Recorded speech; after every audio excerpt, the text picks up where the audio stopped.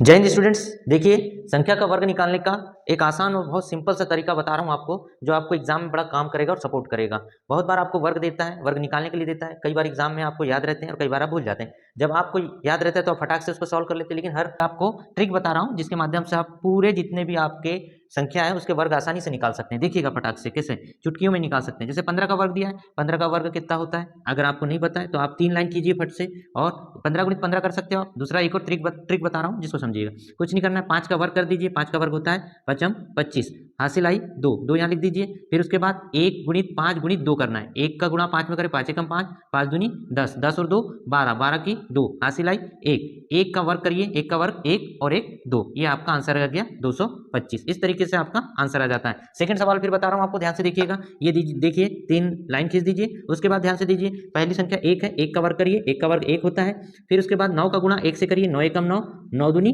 18, 9 एकम 9, 9 दूनी 18, 18 की 8, 18 की 8, हाथ की आई 1।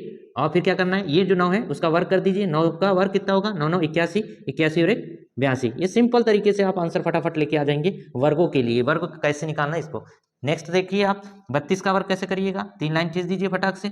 2 का वर्ग कितना होता है, 4 होता है स्टूडेंट। फिर इसका गुणा कर दीजिए तीनों का, 3 दूनी 6, 6 दूनी 12, 12 की 2, हासिल आई 1। 3 का वर्ग 9, 9 और 1 10, ये कितना हो गया 1024। देख लीजिएगा, मिला लीजिएगा, 32 का वर्ग 1024 होगा।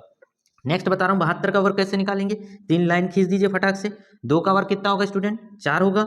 7, 7 का गुणा करना है 2 में और 2 का गुणा फिर करना है 2 में, तो 7 दूनी 14, 14 दूनी 7 दूनी 14, 14 दूनी 28, 28 की कितनी आएगी 8, हासिल आई 2। 7 का वर्ग कर दीजिए, 7 7 49 और 2 51, ये आंसर आ गया आपका 51, 5184। अब बचे हुए 2 सवाल जो है स्टूडेंट्स आपको करके बताने हैं और कमेंट्स बॉक्स पर आंसर देना है, ताकि आपको लगे हमको कि आपको सवाल समझ में आए। Okay, thank you, bye.